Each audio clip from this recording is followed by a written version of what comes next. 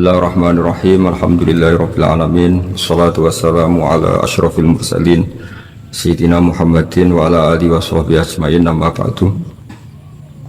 Jadi takwa itu supaya ke derajat syukur. Kalau Nabi membahasakan kalimat thayyibah yaitu la ilaha illallah Muhammadur Rasulullah, itu kalimat yang otoritas kebenarannya itu absolut, pasti benar bahwa alam raya niki gadah pangeran ingkang asmanipun Allah Subhanahu wa taala.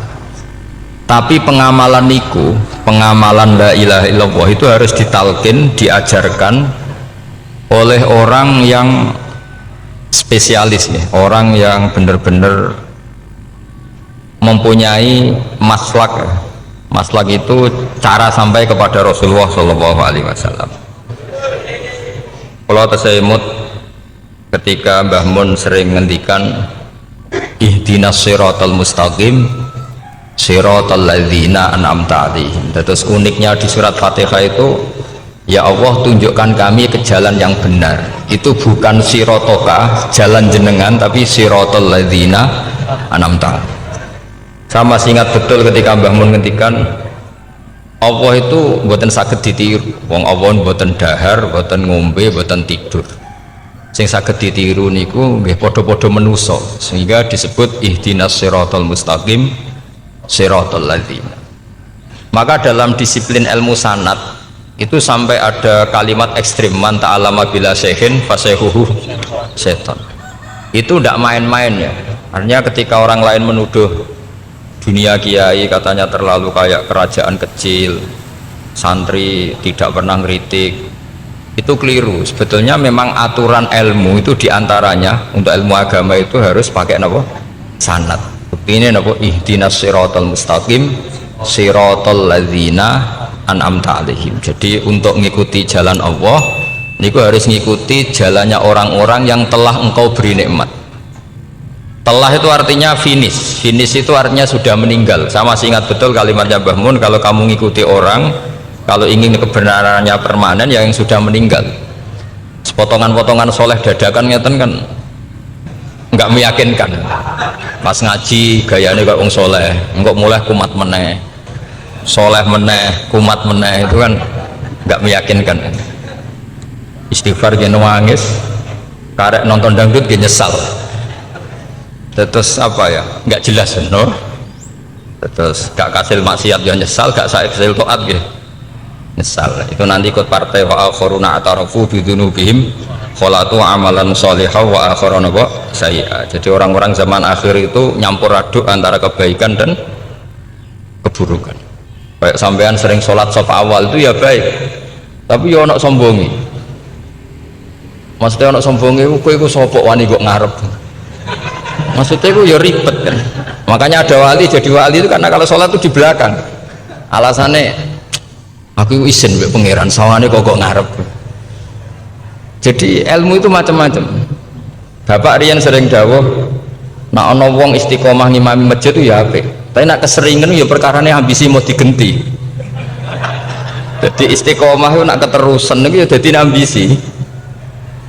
Mulane gak jelas ngimami masjid terus istiqomah apa mau digenti. Artinya apa? Hidup ini gak jelas. Justru gak jelas itu bagus karena ketok menusane, napa? Ketok menusane. Sehingga dalam ilmu fikih itu lucu. Lo cerita wali-wali top Abdullah bin Umar niku semadzhab dengan Abdullah bin Abbas. Mboten seneng urip teng tanah haram. Ketika banyak ulama, banyak sahabat senang hidup di tanah haram, alasannya sholat di tanah haram itu seperti 1000 napa? Sholat. Tapi yang dipikir beliau bukan sholatnya, maksiat di tanah haram juga lipatannya sama. Maka rumahnya Abdullah bin Umar itu pas yang berbatasan. Nak sholat di bojone tanah haram, nak tukaran metu. Jadi ono area tukaran itu dikondisikan steril. Jadi masyhur itu. Jadi beliau nak lagi mesra mbek bojone wiridan teng tanah haram, nak tukaran metu sik. Baru tukaran. Secara meyakinkan karena sehingga kita di Indonesia sebenarnya punya sisi yang luar biasa karena kita tidak maksiat di tanah haram. Jadi bisa saja kita ini orang keren karena tidak pernah maksiat di tanah haram. Apa nasi yang tau kaji, tau umroh, tambah keren karena nggak pernah maksiat di. Karena banyak juga orang yang nangis di Masjid Haram jebule ngenes, samu naki sing elek bojoku tok. Rawong Turki wayu, wong Pakistan wayu. Bareng roh bojone elek wireng pesek. Terus nangis, ya Allah, samu naki sing elek kok bojoku tok. Nah, berhubung wayah haji dikira itu religius, napa? Akhirnya sing wedok gak terima. Samu naki ganteng kabeh sing elek kowe tok. Makanya di haji itu pangeran nyindir faman faradha fihinnal hajja fala rafatha wala fusuqa wala jidala fil hajj. Itu pakai fi ku ing dalem. Jadi potensi maksiat kalau kaji itu fi. Justru pas haji itu pas potensi maksiat. Wong tenggene matof niku nggon tawaf niku. Terus masyaallah wong ayu ki pirang-pirang, wong ganteng ki pirang-pirang. Terus mari geger, mergo rebutan ngambung hajar macam-macam. Jadi pulau suwon ijtihad, dia napa ijtihad itu harus kita dengar. Jadi di antara mazhabnya ulama termasuk Abdul bin Abbas itu nempat di Taif. Taif itu dari Mekah 3 jam. Alasannya nggak ingin kalau terjadi apa-apa di tanah napa haram. Kita tahu Ibnu Abbas itu mengalami konflik politik dengan Abdul bin Zubair. Itu ekstrim betul konflik berdua beliau. Akhirnya beliau milih gak di tanah haram. Wis tukaran-tukaran lah nak raning tanah. Maksudnya geremeng, bukan tukaran bacaan geremeng lah, geremeng sidik nara yang Masjid Haram. Artinya jangan kira orang di Indonesia terus tidak hebat, ya hebat, punya sisi nggak maksiat di tanah haram. Ya misalnya sholat gak ngewarep nang Masjid Haram, jebule sholatnya ya Allah, sini uang. Terus gak ngewarep paling afdol, jebule paling keliru coba. Mulai takbir yo keliru plus seudon. Haji Indonesia nu nak sofa walu niate rada elek. Sudah sih mau coba bismillah tau ora tau tak gua ngarep gitu. Menurut kalau yang kesekian kali ditanya gitu. Jadi niate gua ngarep kepengen ngetes sudah sih mau coba bismillah tau ora. Lho ngapain wape sholat atau wape seudon. Bantah-bantahan. Aku krungu dhewe tau gua ngarep pancen ra maca. Sing gak guri ora maca tapi lonton ora caku gua ngarep ya kepen krungu nyatane ora. Jadi gak ngarep. Terus kedua niate iku balapan ngambung Hajar Aswad. Jadi sholatnya gak ngarep. Sekali salam langsung melayu ngambung Hajar Aswad. Ibu niat tapi niat elek roh. Tapi tidak semua yang di sofa walu niatnya baik. Tapi niat tidak baik itu kadang baik. Itu saking apiane pangeran. Kalau kenangan cerita dari Mbah Mun yang paling saya kenang itu gini. Dulu wono santri nakal. Ya jadi ora dulu tok saiki luwih akeh. Tapi sawangannya cerita kan kudu dulu karena sejarah itu syaratnya harus diomongkan dulu. Jadi aku rada kecewa mbek sejarah itu dulu ono santri nakal. Saiki luwih akeh. Niku kepengen nginceng ninge mergo ning wayu. Iku dhisik jarang ning sepeda motor ngalor ngidul ning pasar Bangilan jarang. Dadi nek kepengen roh iku kudu dadi bakul banyu. Terus bakul banyu karena satu-satunya acara roh wong ayu kudu dadi bakul banyu. Nyamar. Jauhnya ngisine ning jero jeding. Kadang ya roninge rajil bapan macam-macam. Kiai ini wali tenan, bukan wali debutan, bukan wali senior, namun wali betul. Nah, sama saya jadi wali kan terus rono kuota wali, segelem ragelem jumlahnya supaya tetap ada terus diangkat nonton mawon wali. Ini bertahun-tahun. Kiai ini ngerti, seneng, mergo digratisi, dikai rego murah. Kiai ini ngerti, nah iku niate elek. Suatu saat gak ada perkembangan. Santri ini mulai gerembeng karena nggak direspon. Diceluk begini ini. Dia pentok anakku, nggih yai. Kowe sholat ning Masjid Haram sof awal 40 dino jamaah nggak sof awal. Nggih yai. Kok bar tak rabekno anakku. Nggih. Seneng sholat. Hari pertama ya demi dapat istri, hari kedua terus. Suwe-suwe ku ku nyaman. Betapa nikmatnya sujud, nikmati rukuk terus nyaman. Saking nyamannya itu berkebutuhan sholat di sofa awal, bukan karena cewek tadi. Bareng hari ke-40 diparani begini ini. Ayo mulai tak rabekno. Loh. Mboten saged, Mbah. Jare nek wis sholat 40 dina tak rabek. Oh, mboten sholat diterima untuk cawe tok. Mboten. Mboten. Ngenyak uang sholat diterima dijoli. Jadi orang nggak bener itu kadang ya jadi bener. Jadi dari wali kadang daftarnya lewat bakul banyu. Kadang rodok delok wedok sithik-sithik tapi nak pangeran ngangkat kira kurang coro. Dadi wali can iki. Akhirnya kiai ini sing nangis-nangis. Cung gelem lek cok kamu pede mantu wong. Ini gak gelem-gelem tenan. Ngenyak uang sholat jadi mau dijoli. Wah, itu luar biasa. Terus, malah nanti ngaji, ya. Terus ngaji talqinul fikri bahwa pada akhirnya sing paling dhuwur teng hadhihi dar la ilaha illallah. Nah, saya punya trik, punya cara untuk sampean supaya la ilaha illallahnya itu sah dan meyakinkan. Nah, cara hakim itu sah dan kitab yang sering dibaca Mbah Mun diantaranya untuk kalimat itu kitab Zadul Ma'ad. Iku nak nerangno la ilaha illallah niku luar biasa. Itu kitab kesayangannya Sayyid Abdul Al-Haddad. Beliau ngendikan di antara kitab kesukaan beliau selain Ihya itu kitab Zadul Ma'ad. Itu beliau kalau ngendikan bihadihi, ya maksudnya bihadil kalimah ussisatis samawati wal ardu. Jadi langit bumi dibikin. Jadi beliau mulai berpikir pertama gini, surga dibikin dengan segala kemewahannya itu bagi yang tasdek liman saddaqa bila ilaha illallah wa liman amana bila ilaha illallah. Neraka yang dibikin sebegitu ekstrim sampai anak wong dicemplung ngenteni 70 tahun lagi ceblok. Wah, itu ora kebayang carane gawe. Entakno bego kan itu. Jadi barang nak diceblok nonin rokok itu ceblok edok ngisor ngenteni pinten 70 tahun. Makanya kemungkinan keluar dari neraka itu kecil. Agak untuk syafaat itu kecil. Wong wis ora iso kebayang kan. Itu pun diciptakan untuk yang menolak. Jadi surga dibikin ya lihadil kalimah, neraka dibikin juga lihadil kalimah. Jadi hadil kalimah itu mizan, ini ukuran. Yang nerima masuk surga, yang menolak masuk neraka. Hisab juga gitu, ada hisab itu ya karena kalimat la ilaha illallah. Orang kafir itu nanti tidak dihisab. Nah cara Ibnul Qayyim, atau saya nggih ngoten. Ulaikal ladzina kafaru bi ayatina rabbihim wa liqaihi fahabitat a'maluhum fala nuqimu lahum yaumal qiyamati wasna. Ya lucu tuh, masuk Fir'aun dihisab kan sekarwan rokok kan. Jadi hisab itu nanti itu yang nggak jelas-jelas, makanya sampai hati-hati itu potensi dihisab. Jadi yang jelas itu ada hisab. Masuk kanjeng Nabi dihisab kan tidak mungkin. Nabi Ibrahim masuk dihisab, Fir'aun masuk karena yang jelas surganya tidak dihisab, yang jelas nerakanya juga nggak dihisab. Tapi nak sing pengajian yo teko, dangdutan yo teko lah ini yang ini yang itu. Ya itu hisab itu. Dulu biskop ya bayar, mlebu masjid ya bayar. Gimana ada biskop 10.000, nak ning masjid 2.000. Itu ya hisab itu nanti. Jadi orang kafir yang karuan kafirnya itu istilah Quran fala nuqimu lahum yaumal qiyamati wasna. Nah, artinya ada hisab juga tolak ukurnya la ilaha illallah.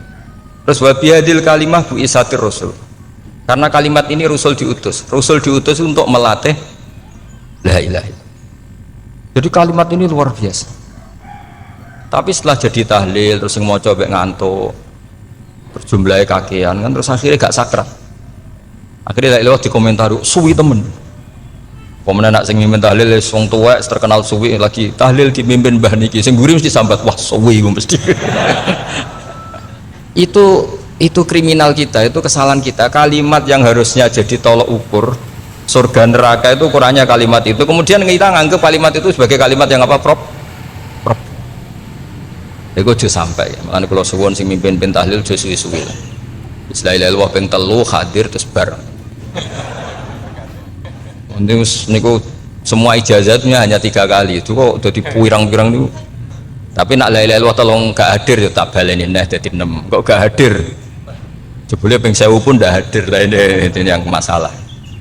Sekolah waca ndak ini supaya sampean ngerti kalimat itu menjadi kualitasnya bagus ndak itu karena cara pandang.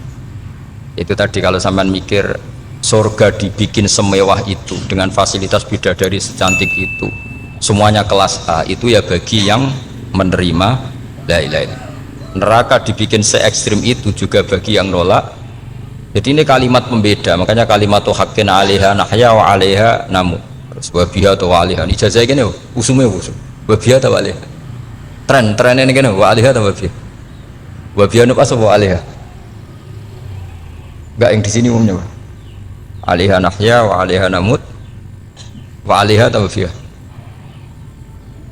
Wa 'alaiha wa biha. Oh berarti orang jelas prinsipnya, gak jelas. Gak jelas. Jadi kalau suwon Mbah Mun sepuh-sepuh niku fi akhiri hayati nu sering maos talqinu dzikri, karena memang beliau ingin di akhir hayatnya juga kita semua nanti di akhir hayatnya semuanya min ahli la ilaha illallah Muhammadur Rasul. Dan itu dimulai dari sesuatu yang sangat-sangat ilmiah, yaitu tadi dimulai kenapa surga dibikin untuk sing iman la ilaha illallah, kenapa neraka dibikin untuk yang menolak la ilaha illallah. Kemudian Rasul diutus untuk melatih la ilaha illallah. Nanti ada azab ya karena menolak la ilaha illallah, ada maghfirah karena yang terima la ilaha illallah. Makanya istighfar, kalau cara oleh istihad niku istighfar itu setelah la ilaha illallah, cara kalau oleh istihad di beberapa Indonesia itu thariqah punya istighfar dulu baru la ilaha illallah, tapi banyak ulama yang berpendapat dibalik, la ilaha illallah dulu baru, karena istighfar itu didengar Allah itu setelah tauhidnya benar. Ini cara madzhabnya Abul Hasan apa? Asyadili, yaitu fa'lam annahu la ilaha illallah baru wastaghfir li dzambika ai li hadil kalimah. Karena orang bisa dimaafkan itu berdasar kalimat la ilaha illallah. Misalnya begini ya, orang kafir itu kafir terus sampai 70 tahun, sekali melafatkan la ilaha illallah itu yughfar lahum ma qad salaf. Jadi kullil ladzina kafaru iyantahu yughfar lahum ma qad salaf. Artinya orang kafir itu belum pernah tahlil, belum pernah istighosahan, ya belum pernah istighfar, tapi sekali melafatkan la ilaha illallah secara sah langsung yughfar lahum ma qad salaf. Berarti dulu mana la ilaha illallah sama istighfar untuk kepentingan dimaafkan Allah? La ilaha illallah cara madzhab Abul Hasan Asyadili, karena alasannya wong kafir sing kafir wae tanpa istighfar asal kalimat la ilaha illallah benar langsung yughfar lahum ma qad salaf. Jadi cara pikirannya Abul Hasan Asyadili itu la ilaha illallah yang benar dan kamu baru istighfar, nanti insya Allah pasti dimaafkan bihaqi la ilaha illallah. Jadi fa'lam annahu la ilaha illallah baru wastaghfir li dzambika bihadil kalimah, karena sahnya istighfar setelah kalimat ini sah. Itu orang kafir yang kafir berpuluh-puluh tahun itu langsung diberi bonus sama Allah yughfar lahum ma qad salaf. Nah, ukuran iyan tahu pakai apa coba? Hei para wong kafir nak kowe mendo sangka kekafiran, ukurannya pakai apa?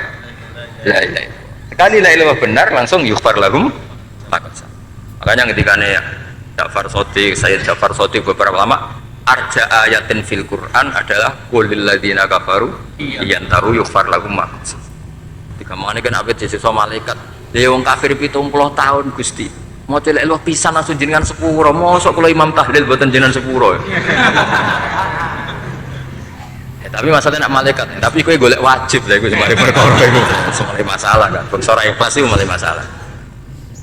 Nak sing mburi malah meneh, tapi kowe ngoco lek lu ambek gremeng. Mergo suwen. Karena kesuwen wong gremeng sing dosa sing tahlil apa sing gremeng? Sing tahlil ya melok dosa mergo kesuwen, sing gremeng dosa wong kalimat thayyibah kok digremengi. Nah, terusno sing ngundang ya melok dosa pisan ribet kan. Ya ora ono fikih ngono ya ora ono. Maksudnya kula cerita daripada rawan dosa ya mendingan la ilaha illallah sing ora gremeng. Carane piye? Sing mimpin ya sing fasih sing cepet. Insyaallah. Oh teng desa kula anggere muni tahlil ben Gus bakso nang kabeh, mesti cepet. Jamin mesti cepet.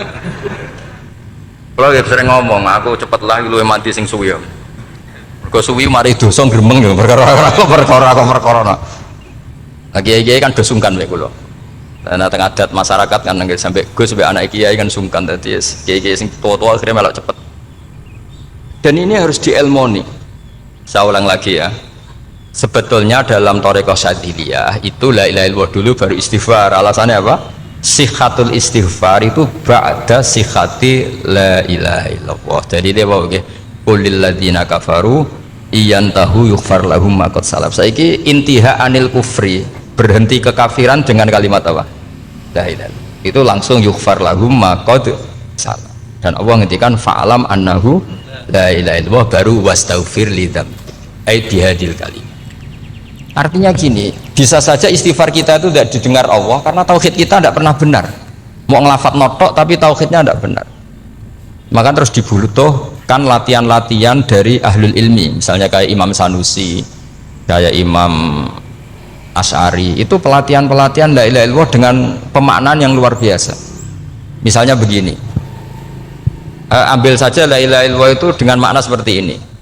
Tidak ada sesuatu yang maujud kecuali disebabkan oleh yang super maujud.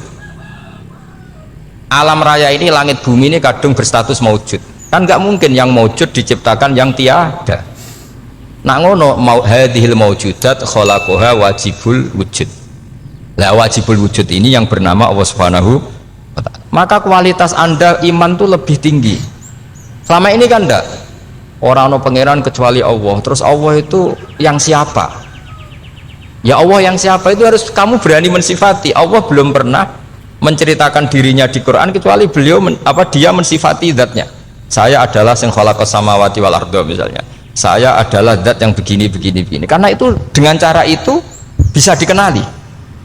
Ya, dengan cara itu bisa dikenali. Makanya Allah itu harus kita kenali, yaitu lewat ma'rifatullah. Ibadah tertinggi adalah ma'rifatullah. Ya caranya ma'rifat tadi dimulai. Gak mungkin alam raya ini kemudian diciptakan oleh al-adam, sesuatu yang tidak ada.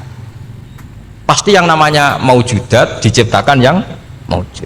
Karena maujud ini maujud pencipta harus super. Nah super itu bahasa Arabnya wajibul wujud. Karena pencipta harus awal. Gak mungkin Fir'aun itu Tuhan lahirnya di bumi, berarti dulu buminya ketimbang Fir'aunnya. Tuhan-Tuhan yang lain juga begitu, masa dulu buminya ketimbang Tuhannya. Makanya Allah pasti Tuhan betul karena bersifat awal, bersifat qadim. Nah kalau kamu mulai latihan gitu, iman kamu itu bil bayyinah. Dan syaratnya iman yang benar adalah bil bayyinah. Bayyinah itu jelas welo-welo. Makanya semua nabi memaklumatkan diri, qul inni ala bayyinatim mir rabbi lam yakunil ladzina kafaru min ahlil kitab wal musyrikin munfakina hatta ta'tiyahumul bayyinah. Jadi kamu harus punya otoritatif kebenaran sing sampai welo-welo itu layak balus syakka wal irtiyab, sudah agak bisa ragu lagi. Nah saya khawatir kalau kita sudah tidak ngaji seperti ini, la ilaha illallah itu mau rutinitas. Pemenang nak kasiat ribet mana ya? Nak diwaca 1000 kasiat ini, nak diwaca 2000 kasiat, wah itu ngawur lagi. Saya itu kemarin ketemu banyak orang pintar lah di Jogja. Itu saya cerita, mereka tanya saya, Gus kenapa engkau jarang berdoa? Saya bilang saya itu sering berdoa, cuma mungkin Anda tidak tahu, kata saya. Doa itu syaratnya harus setelah sihatil iman, imannya itu benar. Dulu ketika Gerwani itu kampanye komunis itu gitu, anak-anak kecil disuruh memejamkan mata, ayo kamu minta permen sama Tuhan, ternyata nggak dapat permen, suruh memejamkan mata lagi, coba minta sama bu guru, terus dikasih apa? Permen. Oh berarti yang ada bu guru bukan Tuhan. Artinya apa? Kalau umat Islam ini Islam ini kamu jual dengan doa, kemudian doa dipakai tolok ukur Islam bener apa enggak, habis kamu. Banyak orang ingin jadi Kapolri, jadi gubernur, jadi apa, ngundang orang-orang kondungo. Terus nyangoni akeh gak mandi, mesti dihujat deh. Dan sing dongo yang ngerti nak ramandi, potongan wong seneng duit itu kan insya Allah ramandi lah kan kira-kira gitu. Jadi korbannya itu Islam kalau terus menerus doa yang dipakai apa? Transaksi. Maka doa itu nomor 2 atau 3, nomor 1 itu ya iman tadi, ma'rifatullah itu nomor 1. Bukan doa, karena kalau doa dijadikan nomor 1 takutnya itu dipakai ukuran. Makanya ketika orang kafir minta sama Nabi, minta itu ya bahasa Arabnya doa, untuk mengubah Mekah jadi begini, untuk mengubah Mekah jadi makmur, jadi ada sungainya, roh. Nabi gak mau. Padahal Nabi kalau doa pasti mustajab apa enggak? Tapi andikan itu diturutin, maka ukuran iman selalu pakai doa. Dan itu bahaya jangka panjang, karena Nabi Perso pengganti beliau-beliau, kamu-kamu yang nanti doanya tidak mandi, itu bahaya, itu tidak prospek cara hitung-hitungan. Iya nak zaman Nabi donga mesti mati. Nak ketika era sampean dia nak kiai tenan Pak, kalau donga ana sugih, nak ora sugih kira kiai kan ribet, mungkin dhewe kiai ora sugih kan ribet kan. Maka kita sebagai ulama itu punya hitung-hitungan. Nah beda dengan pakai ma'rifatullah. Misalnya begini, ini contoh paling gampang. Orang kafir itu dulu mengukur kebenaran Muhammad, mereka tentu manggilnya Muhammad. Muhammad, kalau kamu mengklaim bahwa orang mati bisa hidup lagi, coba mbah-mbah kamu yang sudah mati bangunkan. Kalau bisa berarti kamu benar, kalau ndak ya ndak. Pertanyaannya itu yang faktu bi abaina in kuntum apa? Sodikin. Pertanyaannya, ngukur kebenaran dengan cara itu yang bikin standar siapa? Nah, Nabi itu sempat terdesak karena itu dipakai ukuran. Tapi kalau pakai ilmu mantek, jawabannya lebih gampang. Ngukur kebenaran dengan cara itu versi siapa? Versi saya. Kamu benar itu kalau bisa membangkitkan orang mati. Terus dari Nabi, ya kalau versi kamu ya kamu yang membangkitkan, nanti ditanya bareng-bareng. Loh, ini kan kita seperti itu kan, kita sering. Artinya apa? Islam ini yang bisa mengawal hanya ilmu. Doa itu nomor 2, yang bisa mengawal Islam hanya fa'lam, harus ilmu annahu la ilaha illallah. Ketika orang kafir lo tanya, Muhammad kalau kamu Rasul betul, fasayir jibala Makkah, jibalu Mekah kamu jalankan kemudian jadi emas, dan orang-orang yang mati bangkitkan, kemudian kita tanya, adinuka hakun amla, agamamu benar apa enggak? Nabi andikan minta kira-kira dituruti Allah apa enggak? Pasti dituruti. Tapi masalahnya, masa menunggu itu? Masa Allah menjadi Tuhan nunggu itu? Allah selalu Tuhan baik orang percaya atau tidak. Makanya Allah tidak mau nuruti, karena itu jadi problem jangka panjang. Iya, kalau Nabi mustajab doanya, terus era umatnya seperti ini, sing kiai ini bendino dalail ora mesti mandi dongane. Gue sasing tirakat lah, gue mesti mandi dongane. Nak bab donga niku wis padha wae lah. Misalnya mesti mandi, nak wong waras mesti dinggo donga husnul khotimah, ora dinggo golek sugih, itu mesti amatir. Nah masalahnya nak dinggo husnul khotimah bagi mereka yang kedonyan ya gak ngefek, dianggap tidak prospek. Panjang kan? Makanya itu pinternya Nabi, nomor 1 itu al ilmu, fa'lam annahu la ilaha illallah. Lagi wastaghfir li dzambi. Gimana kalau suwon, kenapa ini cerita Mbah Mun, kenapa akhir-akhir beliau sering talqinu zikri, sering melatih zikir? Itu sirinya diantaranya bahwa kalimat ini harus menjadi kalimat super, kalimat sing alaiha nahya wa alaiha namut wa alaiha nub'ats atau wabiha nub'ats insyaallah ta'ala minal amin. Ya itu tadi, kita sebagai kiai itu ikut menjaga ini, jangan sampai kalimat ini membosankan.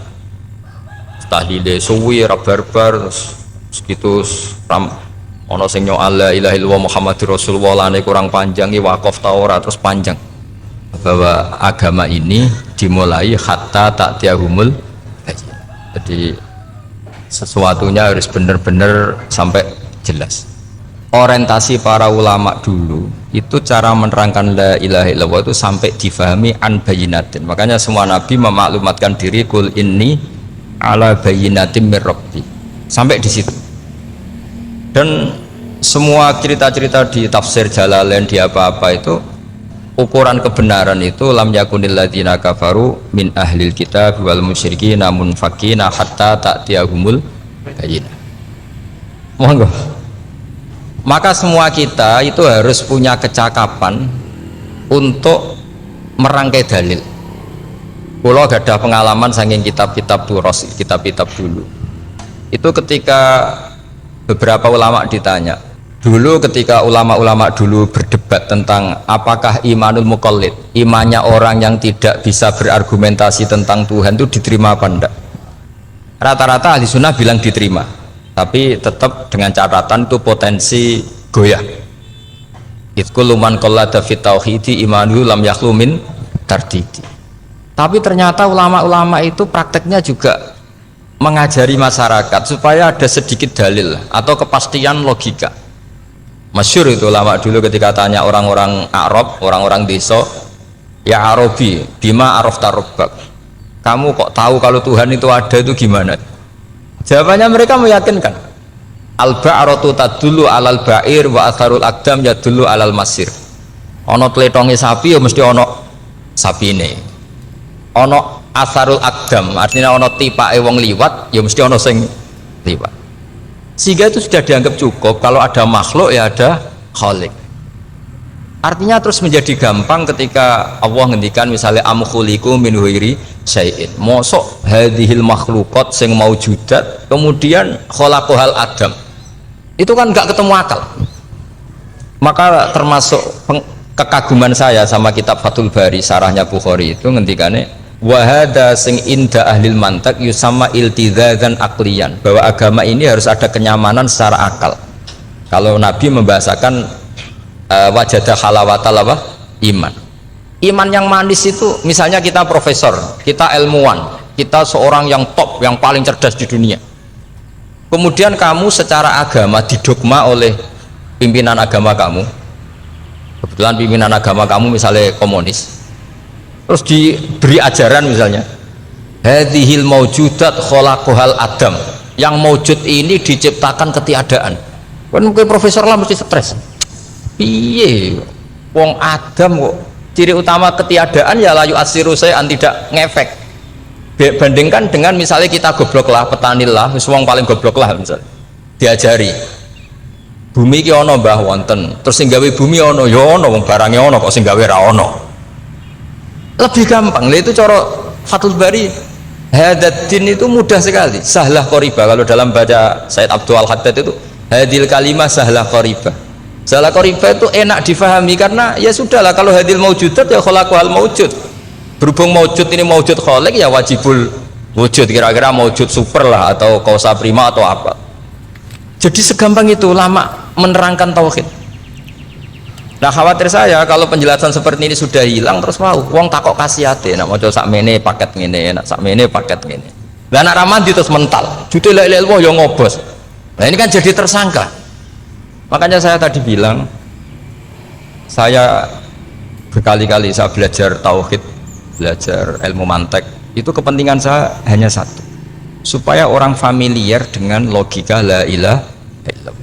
Itu tadi mulai yang pelatihan kelas ringan, yaitu tadi al-ba'ratu tadullu alal ba'ir wa asarul aqdam yadullu alal masir, sampai pelatihan yang agak berat, tapi sebenarnya tidak berat-berat banget karena tadi am khuliqu min ghairi syai'in, masa kalian semua yang sebegini hebat maujudat kemudian kamu disebabkan oleh sesuatu yang tiada.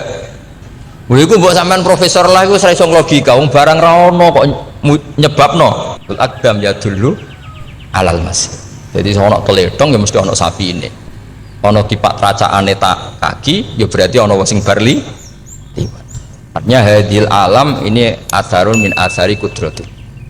Sekolah suwun kula wau mun maca sanad talqinu dzikri dari Mbah Mun, dan saya berharap kita ini saling menopang.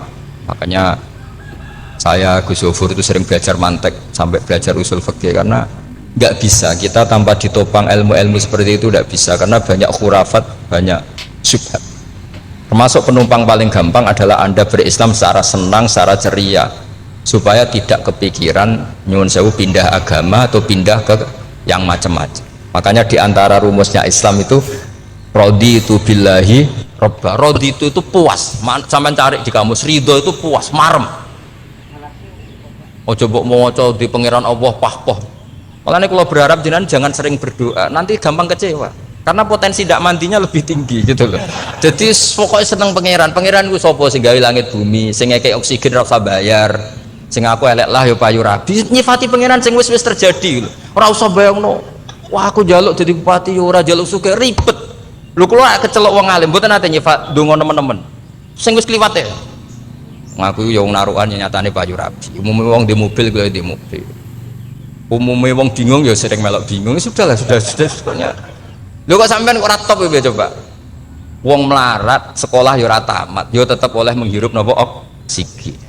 Presiden seneng jadi presiden, kowe ngopi untuk utangan ya wis semeneng. Semula ra diusir bojo ya wis semeneng. Sebenarnya seneng itu gampang. Mbok yo nyifati pangeran sing wis gampang-gampang lah, kayak di Quran itu nyifati Allah itu. So alhamdulillah alladzi atamani wa saqoni, aku melaratlah nyatane kelar mangan. Ya sudah yang gampang-gampang. Lah sampean ndak kakian donga ben sugih. Kula bolak-balik cerita, kula nanti dolani wong elek. Rayu elek sowan kula. Kula kenangan terbaik saya dadi kiai gini. Gus kula dongakno dadi sugih. Tenane, Mbak? Nggih, tak critakno. Nak bojomu iku sugih. Sing pertama ditoto apa? Omah Gus ya, omah ditoto. Suwe-suwe mobil ditoto Alphard. Terakhir sing dievaluasi ku sampeyan. Omah wis apik, mobil wis apik, sing elek apa? Bojo mesti sampean kena evaluasi. Iku wis mesti ya. Akhirnya Strasito. Jadi kula nu nate bully tiang terbaik lah. Kenangan saya terbaik jadi kiai ini gini ku. Akhirnya iya Gus. Enggak mungkin omah suwapi, mobil suwapi. Coba yang kamu evaluasi apa tuh? Mulai artinya sudah lah, tidak usah Kepengen itu dikurangi lah. Hubungan kita dengan Allah itu mensifati, itu insya Allah pasti lebih indah. Ya misalnya kita Islam, ya alhamdulillahilladzi hadana li hadza ma kunna linahtadiya laula. Sudah, tapi sekali sampean mikir, sare wong Islam yo mesti mlebu swarga. Oh, mesti kena was-wase setan, tak jamin. Sare wangi salat yo mesti swarga. Tapi nak sampean alhamdulillahilladzi ja'alana minas sajidin wasyakirin aman. Maka alhamdulillah itu kalimat paling keren. Makanya da'wahum fiha subhanakallahumma wa tahiyyatuhum fiha salam wa akhiru da'wahum alhamdulillahirabbil alamin. Jadi pokoke ngoten. Sore pura usah kakek jaluk karena potensi ndak mandi itu tinggi. Sampean ndak kutub, ndak ahdal, ndak abdal, ndak apa saja. Wis donga wis umume wong-wong lah. Dunya hasanah fil akhirati hasanah wa qina adzabannar. Hasanah go piye artine pokoke hasanah. Pokoke hasanah fil akhirati ya hasanah. Ora iso hasanah ya rabi jauh jenenge hasanah pokoke sementing. Karena kula niku pengalaman dadi kiai, angger wong kok kakean donga mesti kakean ngeluh. Ya karena potensinya tidak mandi. Jajal sampean ndonga apa jajal? Selama ini kan njuk mapan yo ora tau mapan. Njuk sugih yo prakus. Wis diparingi cara pangeran wis maringi jebule sampean ingin lebih. Makanya saya mohon sekali, jadi hubungan dengan Allah itu nomor satu itu syukur. Syukur itu di atas takwa. Di Quran itu ada fattaqullaha la'allakum. Jadi takwa itu supaya ke derajat syukur. Karena tadi lah, cobalah dilatih. Saya pernah ngecek orang yang sekarang dugem menikmati maksiat dengan orang yang takwa mensyukuri tidak maksiat, itu nikmatnya itu masih tinggi nikmatnya orang yang syukur karena berhasil meninggalkan maksiat. Makanya kamu yang syukur, bengi-bengi seradi duit ning kamar wudu, bariku ngelamun cucu esok. Yes, alhamdulillah gak maksiat. Kira usah bayangno terus tahajud, qiyamul lail iku para habaib, para ulama itu kira ramakome lah seperti itu. Terus ramakome. Tangi turu seradan tempiring wis alhamdulillah. Pokoke sing gampang-gampang ya. Dan itu memang ajarannya Nabi. Jadi Nabi itu kalau bikin ajaran itu orang sing asbaha aminan fi sirbi sesuatu mu'afan fi badani indahu kutu yaumi faka annama khizat lahu dunya bi hadzafiriha. Jadi David bayangkan mirip man asbaha aminan fi sirbi ngontrak ya ora diusir sing di omah, kumpul mertua ya ora diusir mertua, kumpul bojo ya ora diusir bojo, aminan fi sirbi mu'afan fi jasadi urip nak guyu do banter wis bengak-bengok indahu kutu yaumi dina iku iso mangan iku faka annama khizat lahu dunya bi hadzafiriha. Anggap ae kowe itu sak donya. Lha wong paling sugih gawe kolam renang paling 100 meter persegi. Kowe ndelok laut renang sak kapoke.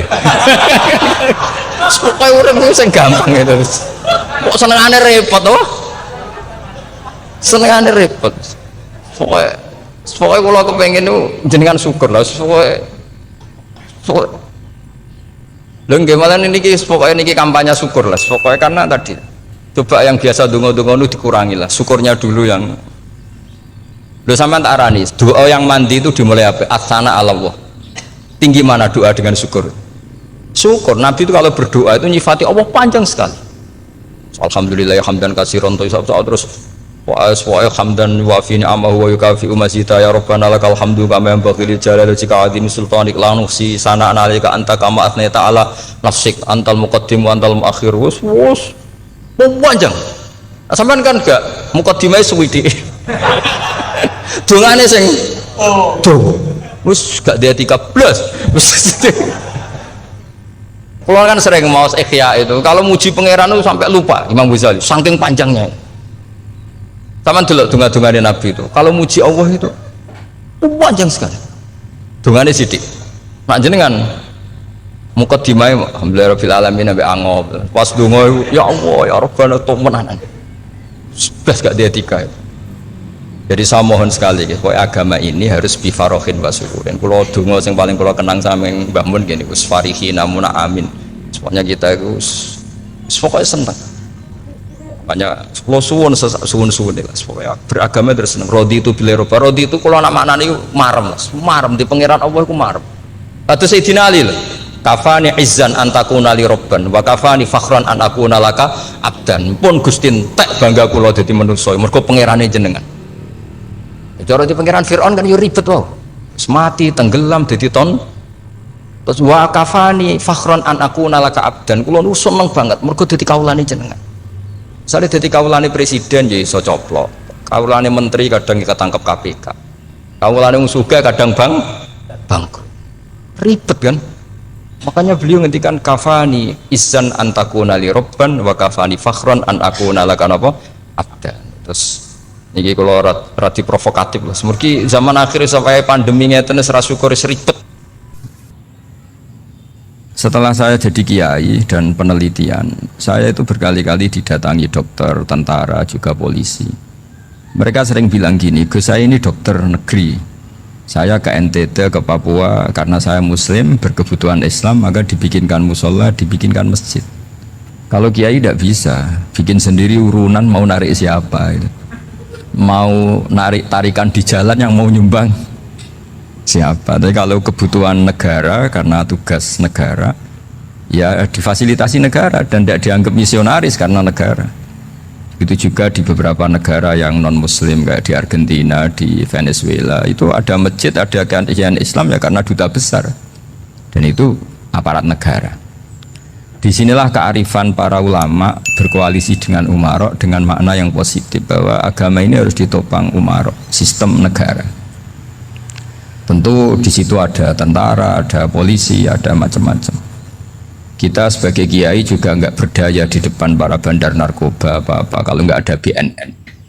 Kita mau apa dengan korupsi kalau tidak ada KPK. Sehingga kearifan para guru-guru kita, mulai Mbah Maimun, bapak saya sendiri, NU, Muhammadiyah, semua ormas-ormas Islam itu pasti maulah kerjasama. Karena kita siapa ya? Kalau tidak kerjasama. Dan di antara pesan Rasulullah SAW adalah yaduwahi ma'al jamaah. Jadi apa ya, kebersamaan itu sudah berkah. Fa inna yadallahi ma'al jamaah. Jadi berkah. Lalu kenapa saya kalau ngaji bawa kitab? Ini agak sebetulnya itu lazim. Lazim itu suatu yang harus. Tapi karena kelamaan mubalek itu tidak pakai kitab. Seakan-akan bawa kitab itu yang aneh. Sebenarnya aneh mereka. Karena begini logika simpelnya ya. Umat Nabi ini berhak dapat apa coba? Berhak dapat warisan yang paling luhur, paling hebat, paling jernih. Apa itu Quran dan hadis? Pertanyaannya, siapa yang paling punya hak otoritatif untuk menerangkan Quran hadis? Ulama. Ulama yang mana ya? Yang kapabel, yang sudah diakui dunia kayak Imam Ghazali, Imam Bukhari, Imam Syafi'i. Artinya kalau kita tidak pakai materi itu ulama mendapat pikiran kita, bukan mendapat pikiran mereka.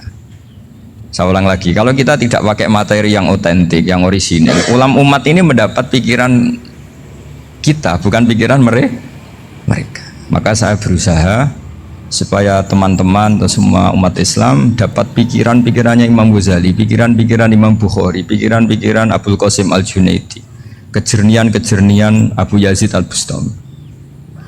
Kejernian itu diantaranya adalah misalnya makalah yang menurut saya itu makalah yang super.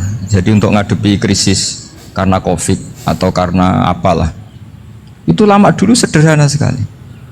Beliau punya rumus yang mungkin jarang didengungkan orang, tapi saya akan kampanye rumus ini. Al-istighna, hakikatul istighna itu adalah al-istighna anis syai' labihi. Jadi pemenuhan kebutuhan yang sebenarnya adalah kita berusaha menghindari sebanyak mungkin kebutuhan yang sekunder, yang nggak penting.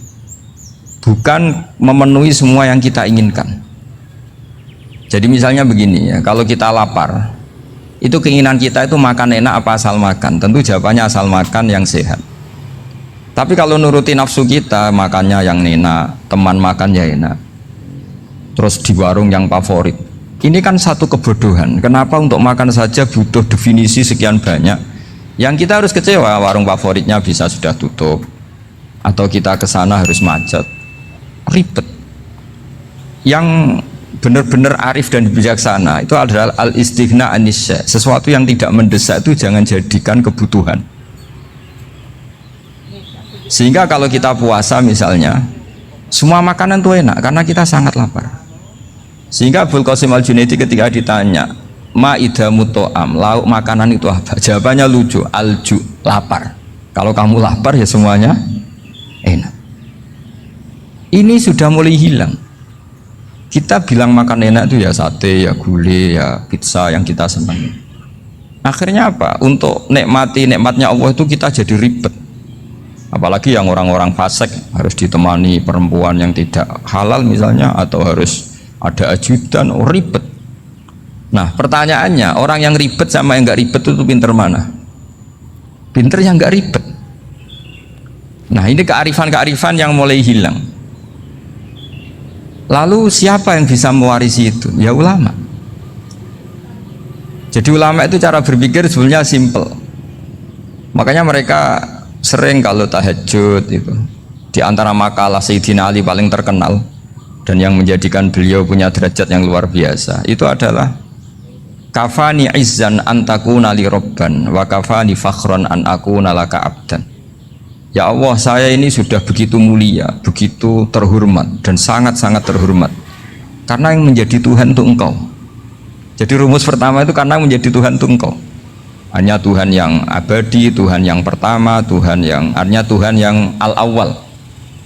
Coba ya Allah, kalau saya ini punya Tuhan Fir'aun, punya Tuhan mati jadi tontonan lagi, itu kerennya di mana coba? Andaikan kita punya Tuhan Fir'aun, atau punya Tuhan yang asal usulnya manusia, apapun hebatnya manusia itu, kita punya Tuhan manusia itu. Tuhan yang lapar, yang kalau nggak makan mungkin pingsan, mungkin bisa kena COVID, nanti Tuhannya diisolasi, kayak apa? Makanya ketika Tuhan Allah, ya Allah menyindir ketuhanan selain Allah itu, Allah hanya menyindir dengan kalimat sederhana, karena yakulanit to'am, yang kamu tuhankan itu masih makan. Hanya kalau nggak makan ya lemes. Jadi lama-lama ada orang gini, alhamdulillah tadi Tuhan mampir ke saya, kelihatannya lapar, setelah tak kasih makan sehat lagi. Susah nggak punya Tuhan yang seperti itu. Beda dengan Tuhan kita, Tuhan yang nggak butuh makan, nggak butuh minum, al-qayyum, zat yang berdiri sendiri tanpa butuh yang lain, al-awwal. Sebelum ada langit bumi sudah ada Tuhan kita, yaitu Allah. Bandingkan dengan Tuhan-Tuhan yang dipertuhan yang lain, yang adanya setelah bumi, misalnya Fir'aun dan sebagainya. Sehingga Sayyidina Ali pertama jadi kebanggaan apa? Kafani izzan antakuna li robban. Saya ini keren betul karena punya Tuhan yaitu Engkau, Tuhan yang lahul asmaul husna, Tuhan yang semuanya punya kebaikan, punya keabadian, punya keagungan. Terus wa kafani fakhron an akuna laka abdan, dan saya bangga sekali karena saya menjadi hambamu. Kalau saya jadi hambanya Pak Rektor ribet kan, sudah tak hormati ternyata nanti tidak rektor, ya kan ribet kan. Terus pokoknya ribet, jadi budaknya manusia itu ribet. Makanya ada seorang wali datang ke temannya yang jadi presiden atau jadi raja, datang ke situ karena tidak punya uang, mau minta uang karena temannya raja. Setelah sampai sana ternyata temannya ini karena orang soleh pas berdoa, ya Allah saya minta ini, minta ini, minta ini. Terus si wali tadi pulang, kenapa kamu pulang? Ternyata dia sama, masih minta-minta kayak saya gitu. Jadi sederhana dia, sama-sama minta kamu, minta zat yang kamu mintain katanya. Jadi dulu itu orang itu sebegitu dekat dengan Allah, sehingga si raja ini terus ketemu wali tadi, tanya, kenapa kamu menyepelekan saya padahal sekarang saya raja. Terus ditanya sama wali tadi, karena temannya, kalau kamu di padang pasir tidak bisa minum dan harus minum 1 gelas, dengan ongkos kamu harus mengasihkan semua kerajaan kamu demi minuman itu. Pilih mana, minuman apa tetap jadi raja? Ya saya milih bisa minum, saya tidak raja tetap hidup, tapi kalau nggak minum mati. Bagaimana Anda bangga dengan satu kerajaan sing la yusawi kak samain, yang tidak sama dengan segelas air. Jadi artinya terus mereka melihat jadi raja itu ya biasa, jadi presiden biasa, jadi rektor biasa, karena mereka biasa berlogika hakikatul izzah itu ya taqarrub ila Allah, yang benar-benar terhormat itu ya dekat dengan Allah. Begitu seterusnya mereka bikin paradok-paradok yang aneh, tapi itu menjadi pelajaran. Bapak saya Ki Nur Salim itu senang baca anekdot Nasiruddin Koja. Itu kalau bikin orang-orang aneh, itu dia datang ke satu pesta pakai baju lusuh, pakai sarung lusuh atau celana lusuh, sama Sohibul Bed yang punya acara dibiarin. Setelah dibiarin dia pulang pakai jas, pakai dasi, pokoknya keren, dihormatin. pakai Alphard, maunya dihormatin, silahkan. Pas dia disuruh minum, minumannya itu disokkan saja ke sakunya. Jas, kamu harus minum yang banyak, karena kamu yang dihormati, bukan saya. Terus makanannya semuanya diletakkan di saku, ada yang apa, ayo kamu makan yang banyak. Alphardnya juga gitu, dikasih sate apa, ayo kamu makan yang banyak. Mereka tidak melihat saya, melihat kamu. Akhirnya orang satu pesta itu istighfar semua, berarti kita ini salah. Terus dia pidato, kenapa kamu uang gitu? Tadi saya datang, orangnya sama. Gara-gara beda pakaian, penghormatannya beda. Berarti yang berhak dapat makanan ini jasa ya, bukan saya. Betapa naifnya kita sebagai orang. Ternyata kita masih hormat sesuatu yang seperti itu, yang atribut lah. Jadi orang-orang sufi itu orang yang bisa menertawakan dunia. Akhirnya ya, pertama dia dianggap orang gila, masa jas dikasih makan, dikasih minum. Tapi secara fikih dia benar, haram dia makan. Karena pas dia datang dibiarin, setelah pakai jas dikasih makan. Berarti hakikat yang dapat rezeki siapa? Jasnya apa orangnya? Jasnya apa orangnya? Jasnya. Jadi itu orang-orang sufi, kearifan orang-orang dulu itu bisa ngelola hal-hal yang keseharian menjadi luar biasa. Ada seorang wali melihat istrinya makan satu piring, anaknya makan satu piring, ditanya, kalian kenyang? Wah, kenyang sekali. Melihat anaknya minum kopi satu cingkir, seneng. Kalian seneng sekali. Wah, kalau seneng dengan hal-hal yang murah bisa, ngapain harus seneng dengan hal-hal yang mewah? Bodoh sekali saya. Sehingga terus mereka bisa qanaah. Qanaah itu ya hidup itu simple, sederhana.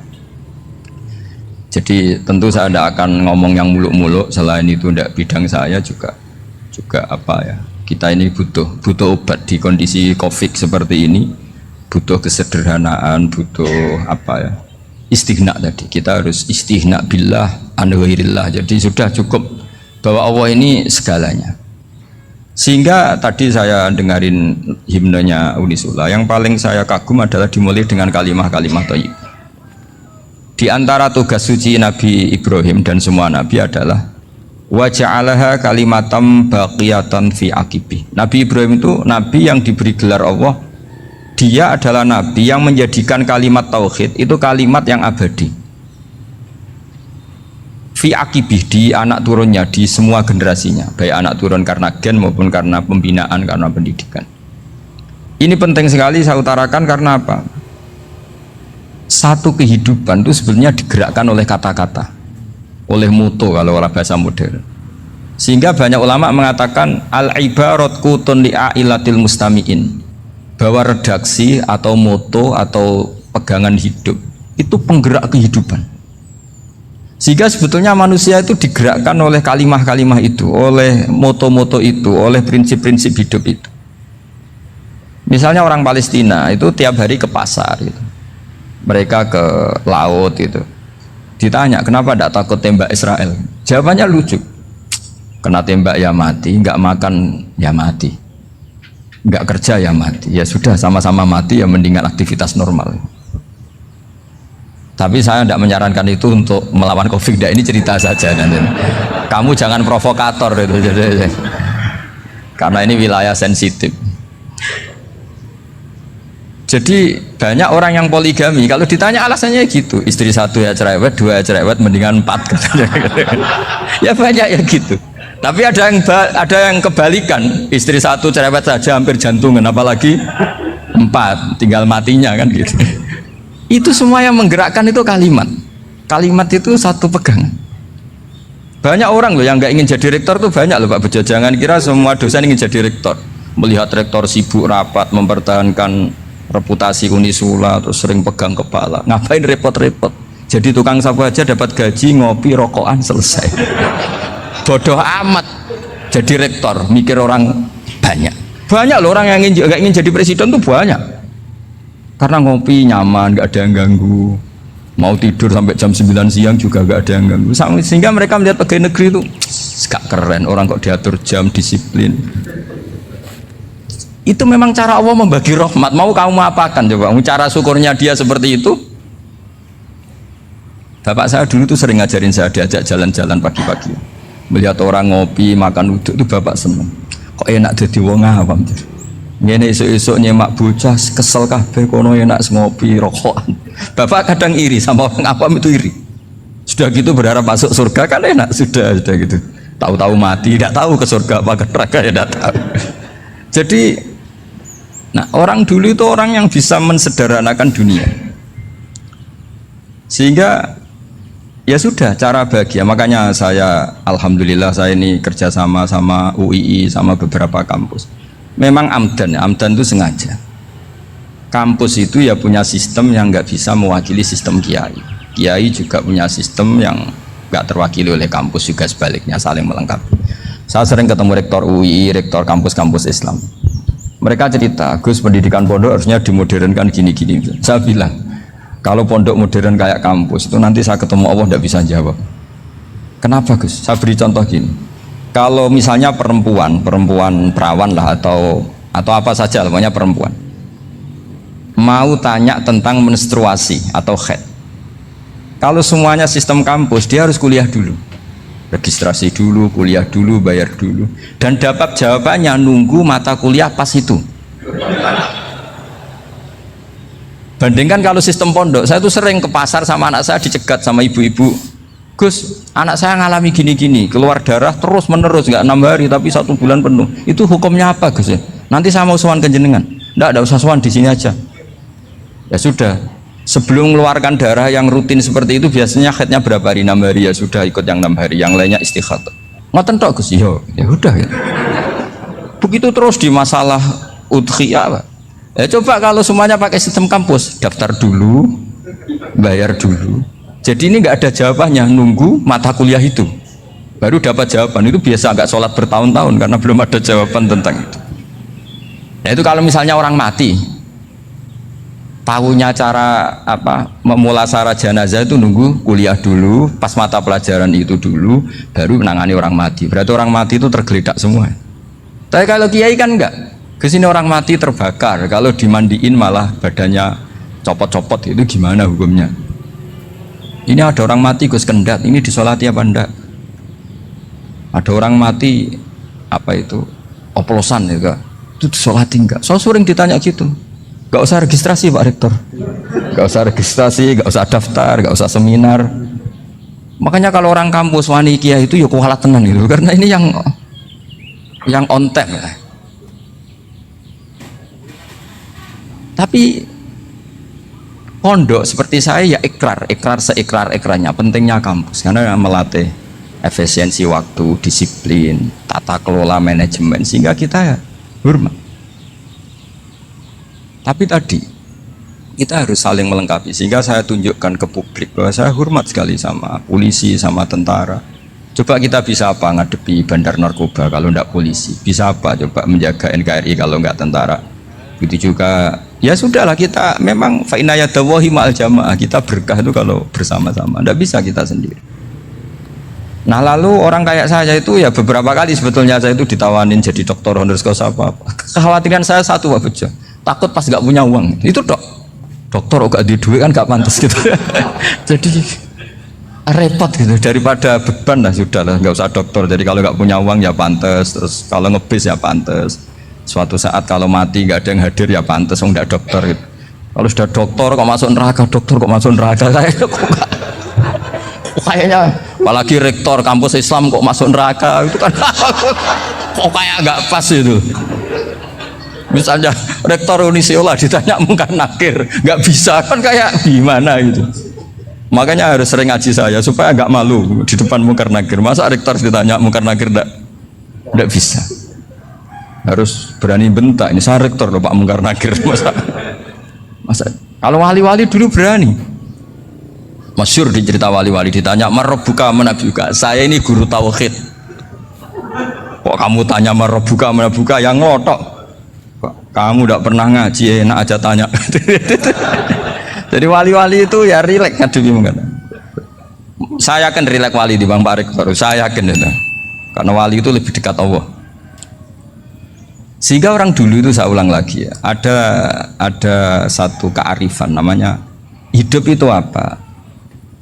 Hidup itu adalah cari sebanyak mungkin supaya hidup itu tidak tergantung pada banyak hal. Sehingga misalnya cara berpikir orang-orang modern itu sebenarnya banyak orang-orang ilmuwannya nggak ngagumi Amerika, bukan karena angkuh, enggak, untuk mempertahankan kebesaran negara sebesar itu, kebutuhan listriknya besar, kebutuhan tentaranya besar, kebutuhan apa. Sementara negara kayak Venezuela atau Swiss kebutuhannya ada banyak. Pertanyaannya, yang tergantung dengan banyak hal sama yang tidak tergantung banyak hal, itu pinter mana? Kalau dibalik pertanyaannya gitu, negara-negara maju itu tidak keren kalau dibalik pertanyaannya. Orang yang untuk mempertahankan eksistensinya banyak, butuh banyak hal, dengan yang tidak butuh banyak hal, itu pinter mana? Orang yang bahagianya nunggu jadi dokter, nunggu jadi kiai besar, kiai viral, dengan orang yang bahagia cukup dengan ngopi, itu pinter mana? Tapi kalau dibalik pertanyaannya, orang yang tahunya nikmat hanya kopi dengan nikmat yang banyak, pinter mana? Makanya Mbah Mun tuh kalau guyon itu lucu. Aku iku saake ambek wong desa sing mlebu swarga. Saya dulu eskal mlebu swarga kok disakeni. Akhirnya beliau memberi penjelasan. Wong desa iku roe pakanan enak, iku mau kopi mbek uduk. Lah swarga iku mau nuruti sing dikarepno.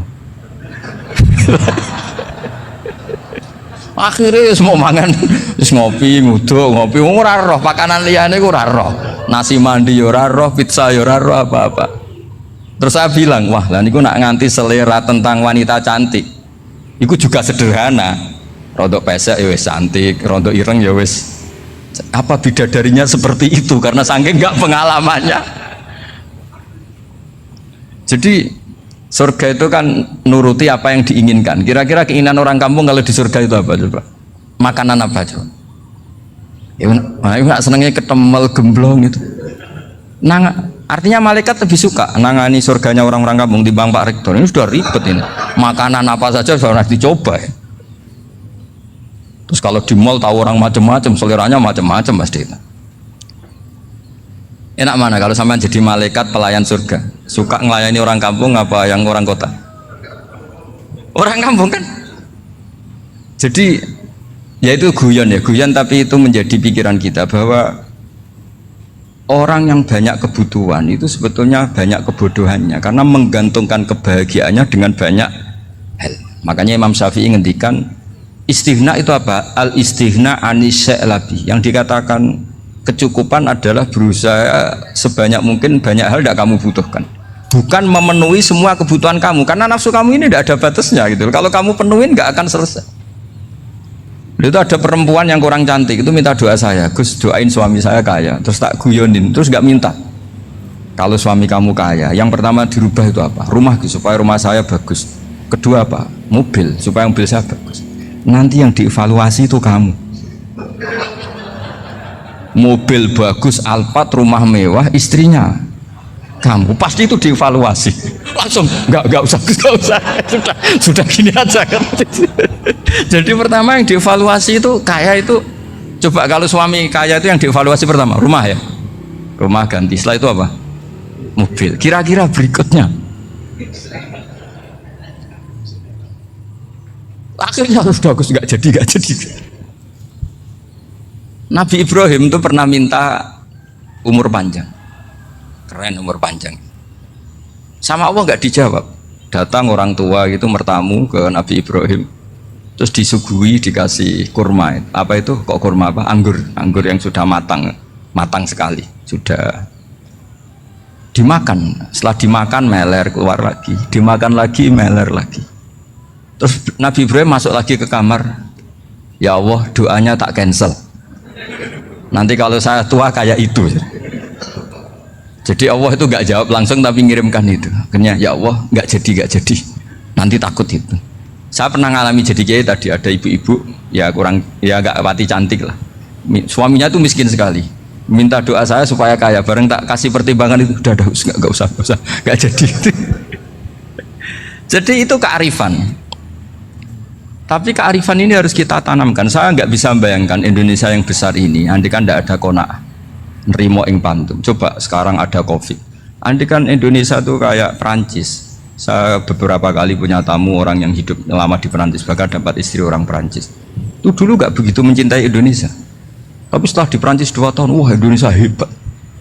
Di Perancis tuh kata dia kalau cerita, semua kebutuhan masyarakat itu dibebankan ke negara. Apa saja minta negara, apa saja nyoal negara.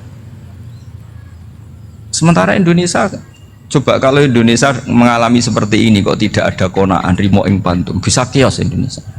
Orang miskin nyalahkan negara, kelaparan nyalahkan negara, apa saja. Tapi barokahnya dididik kiai jogeman nyalahno wong liya. Urip romo ing pandum, diame. Sampai gak ngerti kalau Covid. Banyak tuh orang-orang kampung itu, orang lugu-lugu itu. Mbah niki saking Covid, salam ning Covid muga-muga umure panjang.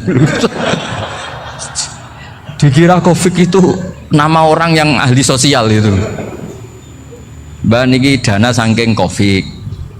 Matur nuwun sampai no salamku muga-muga umur panjang. Bingung kan yang nganterin ini. Ini gimana yang mau menjelaskan nih? Memang nggak paham. Ribet kan.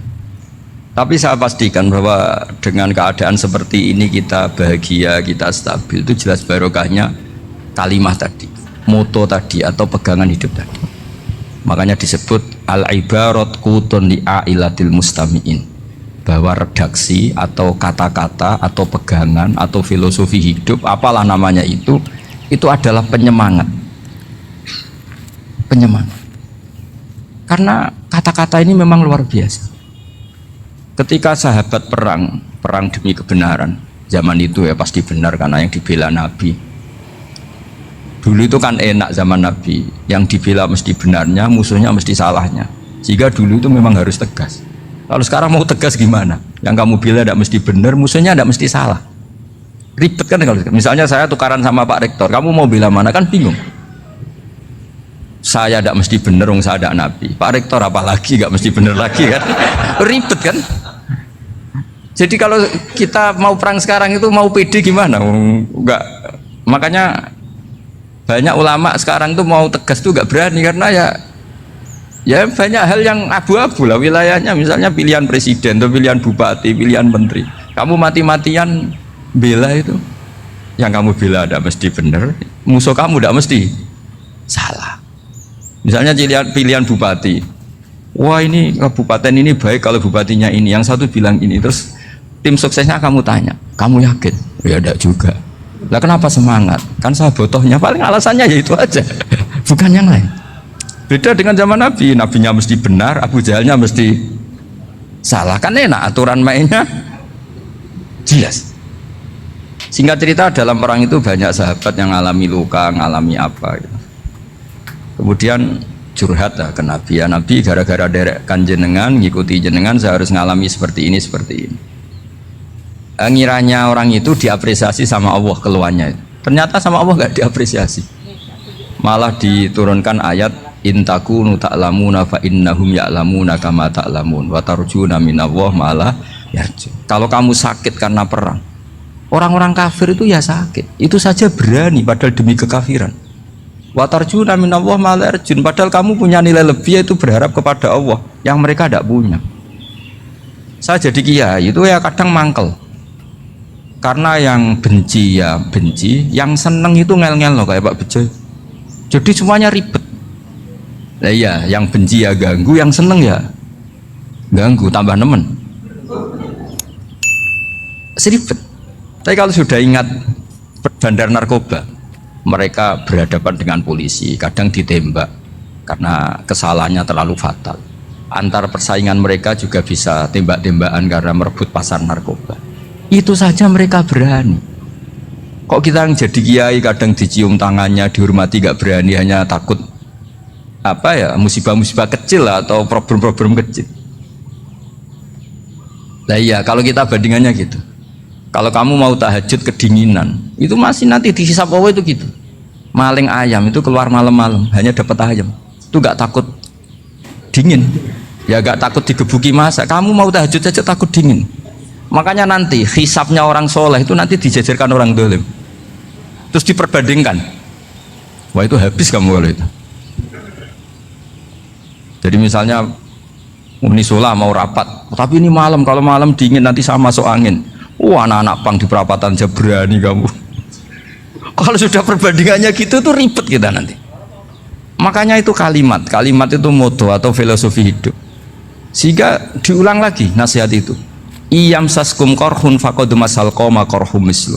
Kalau kamu kena luka, orang-orang yang nggak benar juga akan kena luka. Itu aja berani demi ketidakbenaran. Masa kamu demi kebenaran enggak berani? Akhirnya orang itu, ya itu kalimat, itu heroik. Makanya kita ini penting ya, makanya tadi himne Unisula dimulai kalimat thayyibah. Karena kalimat ini yang menjaga kita, kalimat ini. Misalnya tentang Tuhan. Kenapa orang Islam imannya kokoh seperti ini, termasuk yang sudah hidup di Amerika, di Australia, di mana-mana? Itu ya barokahnya ajaran atau barokahnya kalimah. Saya sebut kalimah saya pakai bahasa santri. Karena la ilaha illallah itu dalam tradisi santri disebut kalimatu haqqin alaiha nahya wa alaiha namut wa alaiha nub'ats. Ada yang riwayat wa biha nub'ats insyaallah taala minal aminin. Kenapa mereka di mana-mana meskipun sekolah di Amerika, di Australia, bahkan di Uni Soviet tetap mukmin? Itu barokahnya ajaran yang benar. Allah itu siapa? Tuhan. Tuhan itu sifat dasarnya apa? Awal. Dia harus wujud awal sebelum makhluk yang lain. Sehingga ketika ada negara yang maju, yang tertib, manajemennya tertib, masyarakatnya makmur, tapi punya Tuhan yang tidak seperti itu, tidak awal, itu sudah gak nyaman. Karena ndaklah keren Tuhan saya, karena Tuhan saya itu al-awwal, zat yang pertama. Tuhan saya keren lah, zat yang nggak mati, Tuhan yang nggak mati, yang nggak pernah mengalami kematian. Sehingga tontonan atau yang dilihat kenikmatan-kenikmatan yang lain ini tidak mengubah dia pendirian tentang Tuhan, karena mantapnya satu kalimat tadi bahwa Tuhan itu ya harus satu, harus awal, harus tidak mati, tidak rusak, tidak mengalami apa-apa yang membahayakan. Sehingga ketika ditawarin Tuhan yang lain, meskipun menjanjikan secara finansial atau kemakmuran, mereka gak tertarik. Itu coba, itu barokahnya makmur apa barokahnya ajaran? Barokahnya ajaran. Sering negara Islam itu kalah makmur dengan mereka, tapi barokahnya ajaran ini tetap apa? Tetap Islam. Makanya Nabi Ibrahim, Nabi yang sukses bikin wa ja'alaha kalimatam baqiyatan fi aqibi. Sehingga kita ini bekti sama orang tua misalnya, itu ya karena ajaran. Suwargamu itu karek wong tuamu, nak wong tuamu ridho Allah ridho, nak ora ridho Allah ora ridho. Ridho Allah fi ridhol walidain wa sakhatu wa sukhtu wa fi sakhatil. Sehingga ketika ada orang tua yang agak brengsek gitu, anak-anak tetap hormat.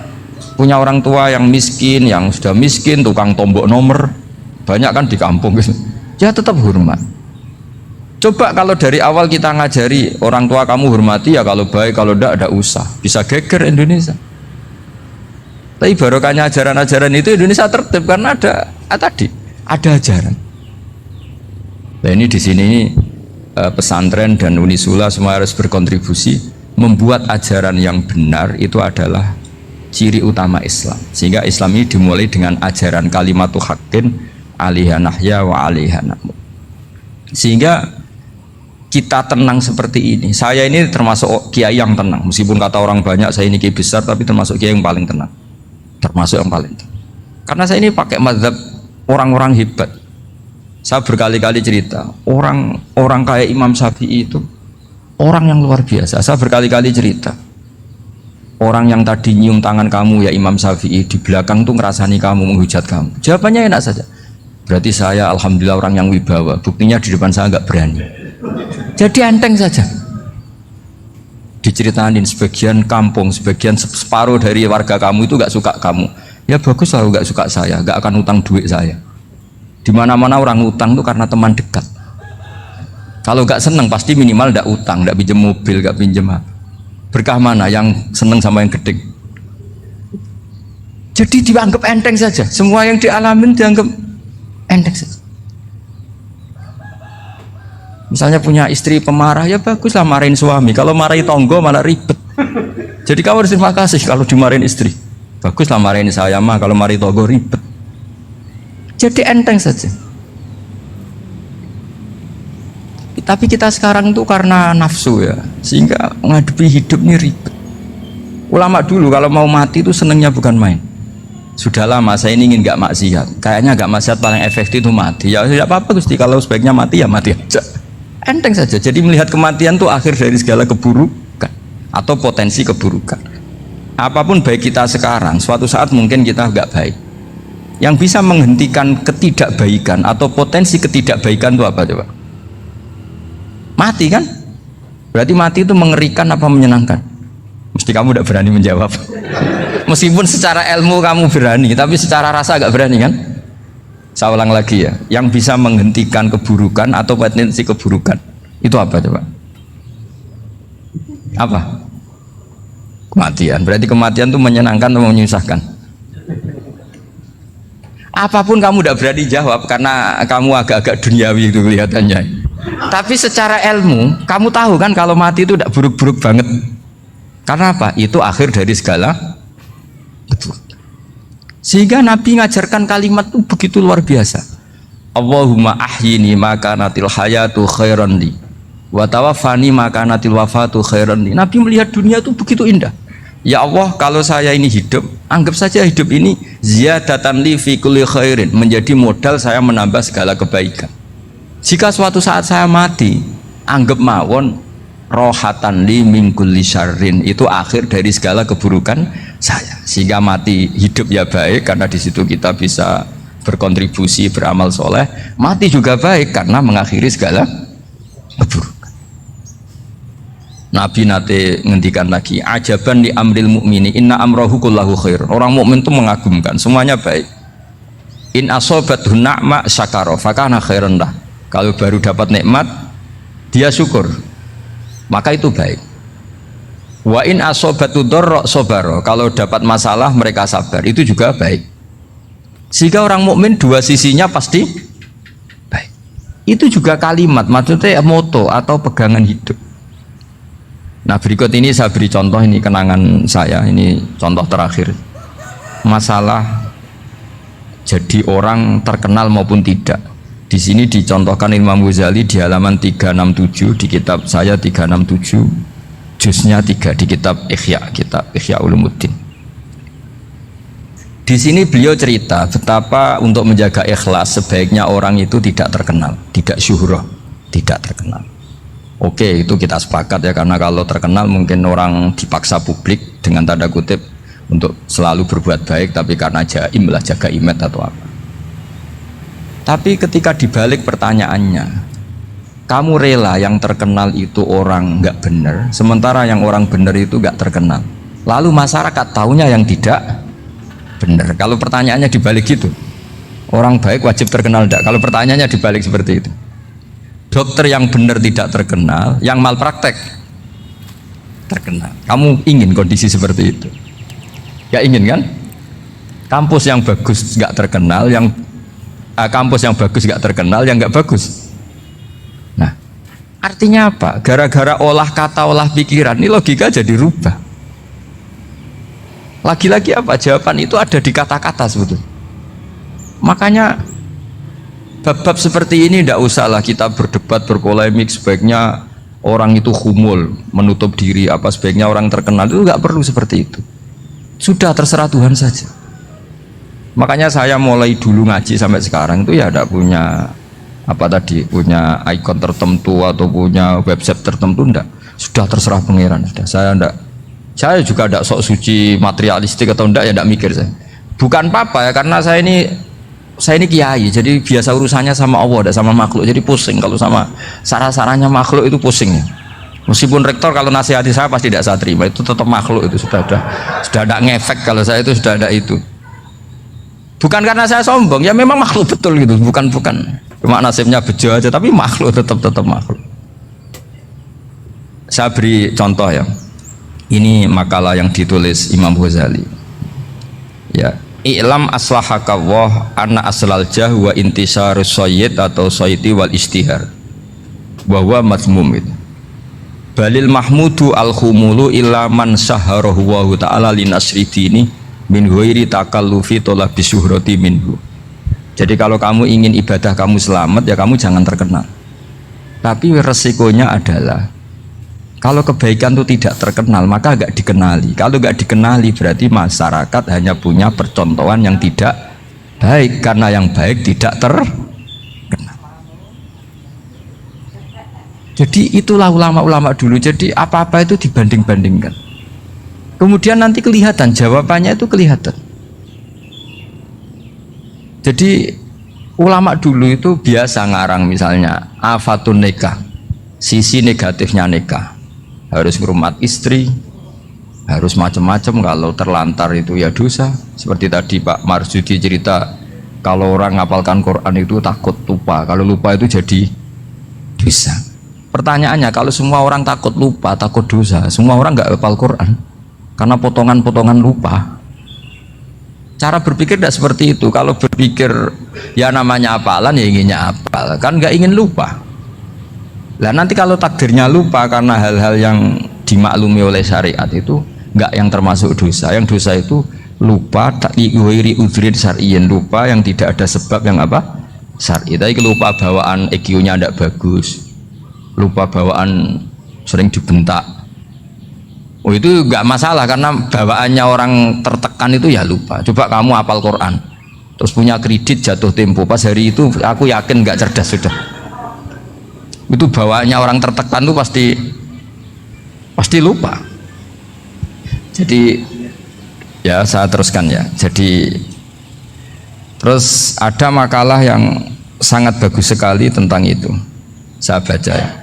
Wa yadullu ala dzalika anna Allah azza wa jalla amaral anbiya'a bi idharil amali lil iktida wa khassahum bi mansibin nubuwah. Wa la yajuzu ayyudhanna bihim annahum khurrimu afdhalal amalen. Jadi orang yang terlalu mendewa-dewakan khumul itu menutup diri. Oke, itu baik karena dengan khumul, dengan menutup diri Anda tidak riya, Anda tidak pamer. Tapi kata Imam Ghazali, kamu juga harus ingat di antara syaratnya Nabi itu harus mengumumkan kalau beliau itu seorang Nabi, harus memaklumatkan kalau beliau seorang Nabi supaya bisa diikuti.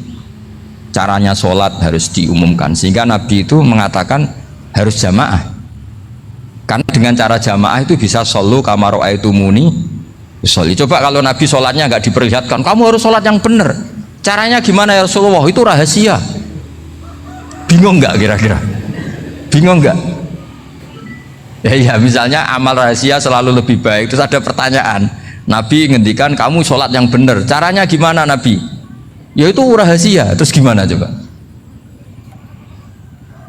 Tapi Nabi ngendikan apa? Shollu kama ra'aitumuni usolli. Ya sudah, kamu sholat niru saya sholat. Berarti Nabi sholatnya diperlihatkan apa disembunyikan? Diperlihatkan. Jadi begitu juga saya berkali-kali bilang, orang tahu kalau itu bidan ya berdasar tulisan itu bidan, tahu kalau itu dokter gigi ya itu dokter gigi. Jangan sampai gara-gara tidak ada tulisan mau beli alat bangunan di dokter gigi, mau periksa gigi di toko bangunan. Gara-gara apa? Nggak ada maklumat. Nah, di sini ulama-ulama selalu memaklumatkan dirinya. Termasuk Imam Ghazali ketika ngarang kitab dinamai Ihya Ulumuddin, bahwa kitab ini bisa menghidupkan ilmu-ilmu agama yang mulai hilang. Begitu seterusnya.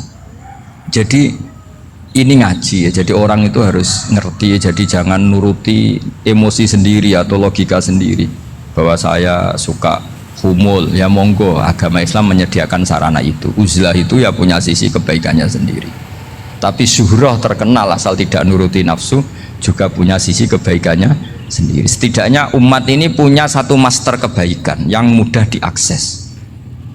Tapi tadi saya ulang lagi, jangan karena hadun nafsi, jangan karena kepentingan pribadi. Makanya di sini disebutkan wa yadullu ala dzalika ay ala syuhrah anna wa ta'ala amaral anbiya bi idharil amal lil iktida.